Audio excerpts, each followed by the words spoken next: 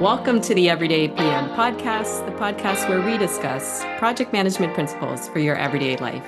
My name is Campea. I'm the host and founder of the Everyday PM, and I'm so excited to welcome our very special guest, Rachel Losser, who is the founder and managing partner over at Losser Consulting Solutions. We're going to get into exactly what you do there, but I know it is project management driven, and I don't want to give away any of the questions I have for you today. So, Rachel, welcome to the podcast. And for those who have not met you yet, please take a brief moment to introduce yourself to our audience. Okay, yes. Thank you. Hello. Thank you so much for having me again. So excited to be here. And, we've been going back and forth. So I'm so excited we can make this happen. So I've been doing project management my entire career. I've worked in a lot of different segments and industries, worked with a lot of different teams, and really that was kind of the driving force behind wanting to start the company in the first place is I have this wealth of experience, and every time I walk into a room of project managers, it seems like there were still basic things or things that I consider to be very intuitive that weren't always happening. Yeah. So I just kind of implemented and took from my career and started the firm, and it's been really great. So we do project management kind of across the board in a lot of different scale, but primarily working with large corporations for like big mission critical projects. I can't wait to dig in there. You're the absolute perfect fit for our audience, and I'm very grateful for your time today. We're going to talk about cutting through the fluff. And I know your team, especially on it's definitely publicized on your website as well, but you call yourselves the Get Shit Done group. And I love that about you and the group that you have there in terms of just a very real way of saying that's what we do as project managers, right? So it's super refreshing to hear that in terms of, we always hear the corporate jargon of like, I don't know how we're described. We're the project management service group or agency or the project management office, but the Get Shit Done group, I freaking love that. So, can you walk us through what this philosophy actually looks like in practice? I mean, and start with how did you even come up with it? Yeah, I kind of love get shit done because that's kind of my personality. I'm very like impatient when it comes to results and getting things done Mhm. and, waiting for things to happen. I think that's why I've really loved having our own firm or our own organization because we can just move as fast as we want to. So that's been really, really nice and positive. When it comes to getting shit done, to me, it's less project management and what we've kind of been referring to as total project delivery. So Okay. it's more than just managing the project. It's really like rolling up your sleeves and doing whatever it's going to take to get the project over the finish line. And when it comes to doing that in practice, that can be a variety of different things, when it's actually being implemented. But my favorite thing to say that we don't do as part of kind of get shit done mentality is we don't do death by PowerPoint. Like if we're gonna share slides, those are kind of a standard part of projects and updates and things like that. But if we're gonna share slides, it's gonna just be the information that you need. And it's going to be pretty straightforward. We don't need to like write a novel, on the slides kind of thing. So those are just like, it's little things in what we do that I think help kind of stack up and make the impact. Rachel's funny because I think it's a total giveaway of what generation you grew up in terms of project management. Because I heard if you use PowerPoint deck now, then people automatically know what PM generation age you kind of fall into, where I've been told I need to start calling it slides or slide decks or something like that. So it's funny that you call out, death by PowerPoint.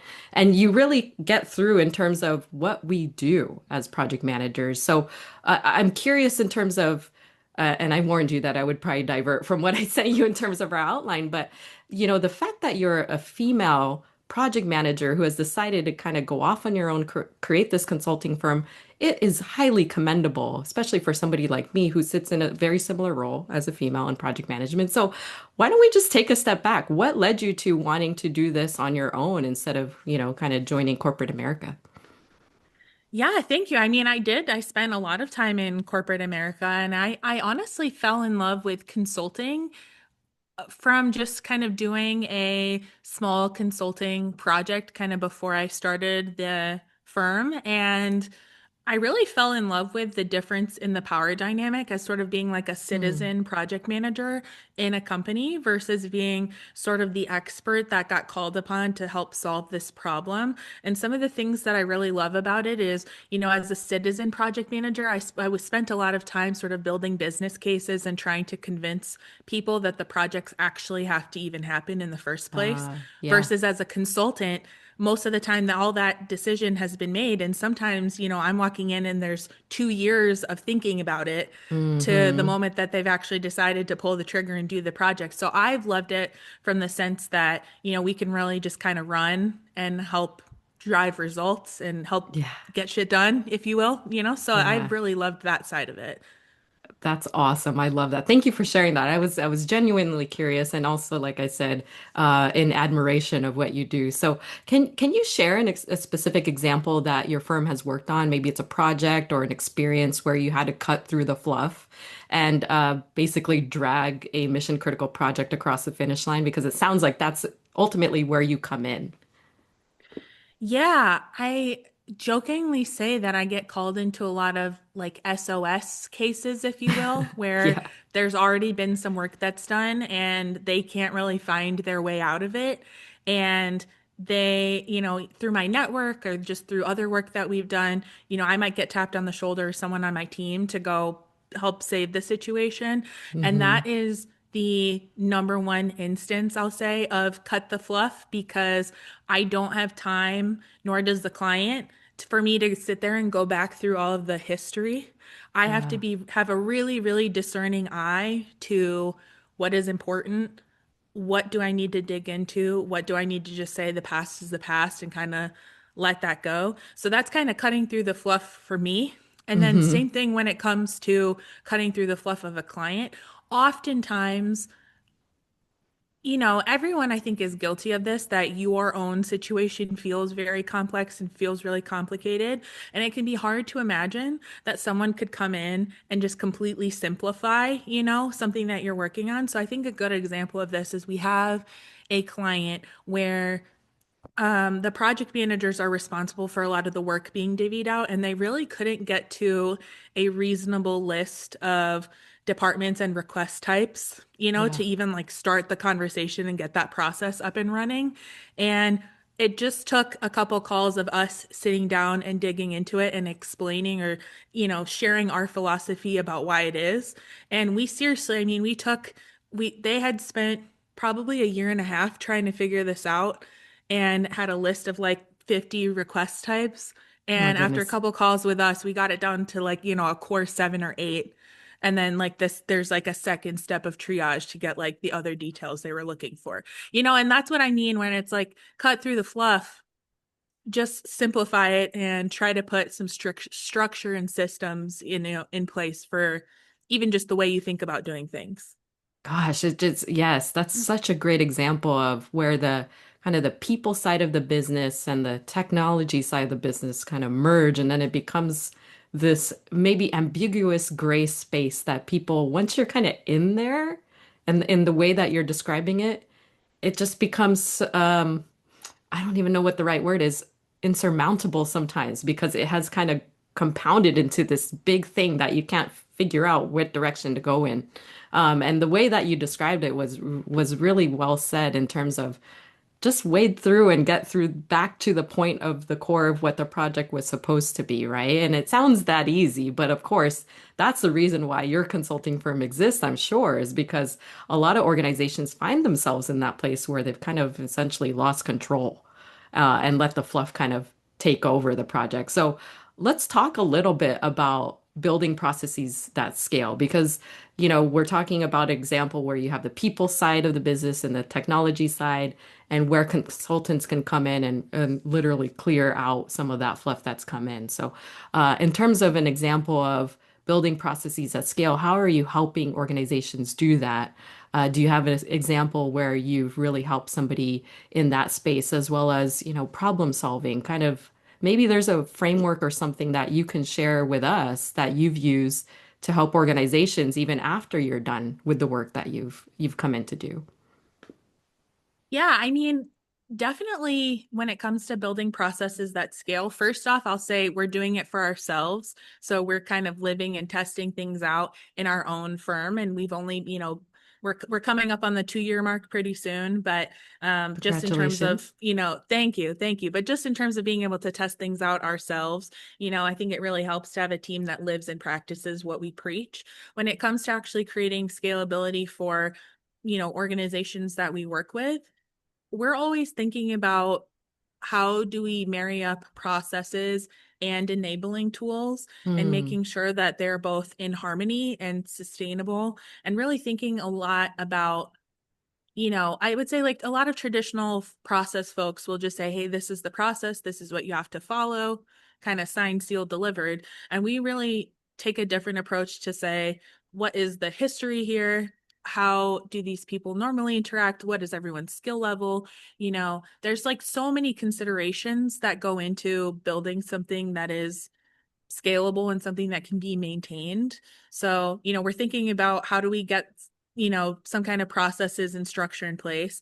And then we're also thinking about, okay, if they were to 3x or 5x, go through the thought exercise, would this still be something that's feasible? Is this still how I would do the setup, And so it just Yeah. takes being really thoughtful and intentional upfront to be able to go forth and kind of put in the scalable systems that you want. And oftentimes people want to skip that step and just go right to doing something cool or, making an improvement. Hmm. And so there's always, I think, a little bit of a balance of how do I make a quick improvement now, but then how do I set myself up for success in the long term? And what I love about what you said is you are looking at it really as an integrated concept, right? And that every situation you're brought into is different and unique in its own way. So a lot of these larger consulting firms, they come in and they have a prescribed methodology or framework and say, this is what we do, and they do that over and over and over again. Where it sounds like you come in with that intention to learn what's going on, understand that it's going to be unique in that situation. And I think that's awesome because a lot of consulting firms don't do that. They don't take the people side, the tech side, and whatever other elements exist within the organization and look at them. They typically look at them in isolation of each other, or they only look at one part, whether it's the people side, the change management side, or the tech side. And it sounds like you do it all, and you kind of come in there with that frame of mind. 100%. Thank you for noticing and for saying that. And I cannot tell you the amount of times I have come in to help clean up whatever copy paste activity happened from Mm, another consulting group. Like, there's a difference between applying what I would consider to be kind of a toolkit, and bringing our toolkit with us and learnings from one organization to another versus kind of just blatant copy paste. I'm going to ignore yeah. any tailoring or anything that's specific to the nuances of that organization. If you want to be successful and if you want to do right by that group, you have to take it all into account. That's beautiful. Have you, and you don't have to give away any identifiable information. You don't even have to answer this because this is just a question just came up in my mind is it sounds like just like a doctor comes in and prescribes their patient, right? Every patient's unique. Have you had a situation you've been asked to come into and said, I don't know. I don't know that I have a solution for this. This is not going to work. Has there been anything that you've looked at and said, you guys have tangled yourselves so much so that I don't even know what to prescribe first? Well, what I will say is we're pretty selective about what clients we choose to work with. Hmm. There's a lot of lower cost, consultants all over the place that can help organizations. We're not going to be the super high volume, kind of like I was saying, kind of copy paste house. So because of that, we're very, very selective in who we choose to work with. And so I wouldn't say there's ever been sort of an unsolvable problem, if you will, but there's Yeah. definitely been clients where I just don't think their mindset is right to work with us. And Yeah. they think that they're ready for the change, but maybe we start a little bit down that path, or, we start to ask questions about what it would look like to work together, and they're just not really ready to Hmm. hear expertise or be a part of the solution together. So, yeah, there's definitely been times where I say, not every client is for us, and that is completely okay. That totally makes sense. Thank you for sharing that. And are there any, I hate using the word mistakes, but perhaps that's the best word here. But are there any common trends or mistakes that you've seen in terms of companies, organizations that have tried to build processes at scale? And what are you picking up on in terms of the clients that you have worked with so far?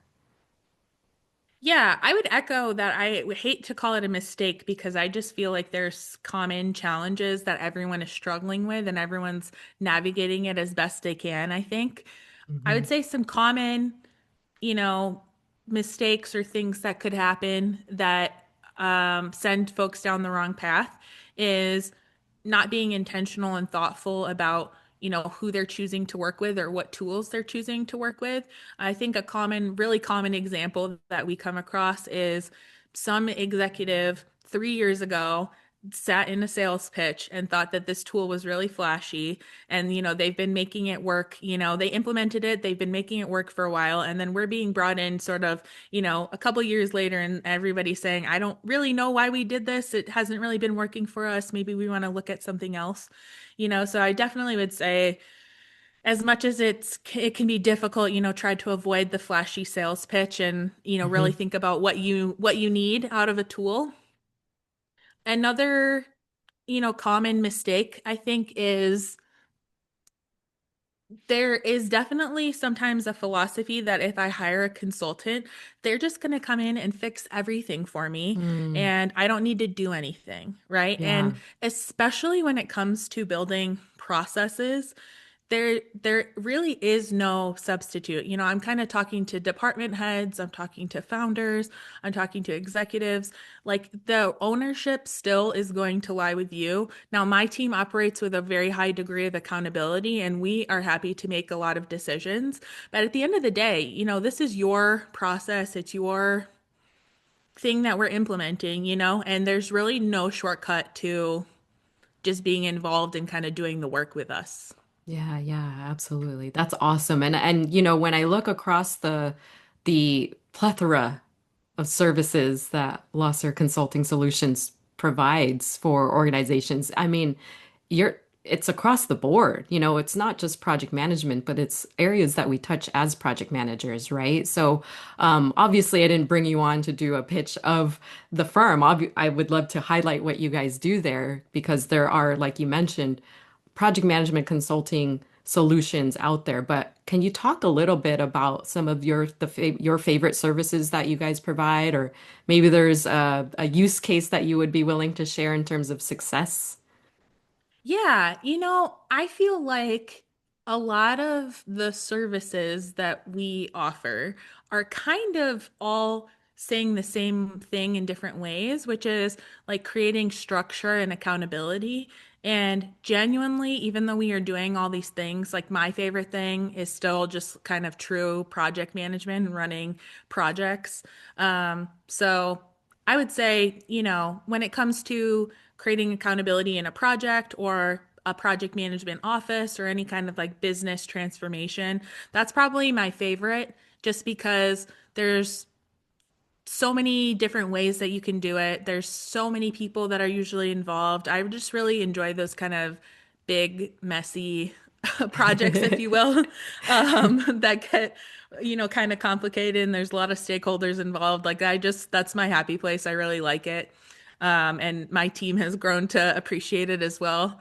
Um, I guess kind of going back to the other question you just asked too, another common mistake or thing that I see really commonly is trying to out hire or like implement new tools to go around kind of poor performers or bad Hmm. processes, Yeah. and I see that all the time too when I'm creating a new project, setup or putting some kind of new structure in place. Really, most problems get solved pretty quickly by just being really clear on expectations and holding everyone accountable. And um, Yeah. that actually usually starts with us. If Hmm. we are accountable and we do all the things we say we're going to do, and we set up the project and send the meeting notes and set up the action tracker and like all the kind of nitty gritty of running a project, it just makes it easier to hold everyone accountable. I love that. I love that. And back to, I could truly feel the passion in terms of what you as an individual enjoy doing. It really does take, Rachel, it takes like a certain personality type to really love what we do as project managers. I'll put that out there, and I can feel it as you're describing what you love doing as part of your role at the firm. So 2026, you're going on your 2-year anniversary. What are the things you're looking forward to as an individual, as a project manager, as the founder of Losser Consulting Solutions? What's in store for you this year? Yeah, I'm super excited about everything that's in our pipeline in terms of projects. Like, I'm really ready to kind of like sink my teeth into something else. We have a ton of other things that we're doing that are sort of auxiliary to our project management. Like, we're talking internally about so many things. We want to host a conference, we want to set up some kind of knowledge community. We know for sure we're launching our own podcast. I'm really excited about Awesome. that. I'll keep you in the loop on the details of that. But we know our first episode's going to come out this spring. So we just have a lot of other things cooking on our end, and we're super excited to just be able to take some of the learnings, and kind of share some of that. And if you don't work with us directly, that you still get a chance to kind of benefit from a lot of our expertise. And right now, we're primarily focused on working with organizations, but it would be nice to be able to put some things out for individual project management contributors just Yeah. to be able to like soak it in. Yeah, yeah, absolutely. That's the beauty of our community is the sharing and the knowledge and just the conversations, right? The battle stories we get to share and that sort of thing. I And was just gonna say there that you war go. stories. Yes, yes, exactly. I'm looking forward to your podcast because I'm hoping that you'll be able to highlight some of those that you see as part of your journey through the consulting pathway for project management. So, Rachel, any last parting thoughts in terms of anything you want to impart on the Everyday PM community? Again, it's been an honor and a privilege to have you on here as our guest and a lot of fun as well. Thank you so, so much. I really appreciate it. I would say the one thing that I want to impart is you could be working on something as an official project manager or not. And things could be as simple of a project as, we just need to implement this small thing or, work on this little task, and that is still important. Or you could be working on something really big and mission critical. Like, for instance, we have one where if we don't hit the end of the timeline in time, the company is going to have to pay millions of dollars in fines every month. Oh boy. Right. And so you get projects that are all over the spectrum, you get kind of titles that are all over the spectrum. But at the end of the day, I guess if I could impart one thing is that just sharpen your skills and create those frameworks for yourself that, you're able to succeed and deliver results and operate with a high degree of accountability for yourself. And if you can position yourself as a problem solver and somebody who has, the scope and everything wrangled, then you're going to set yourself up to be successful. Awesome, awesome. Thank you so much for those words. And if folks want to continue the conversation with you, where's the best place to find you online?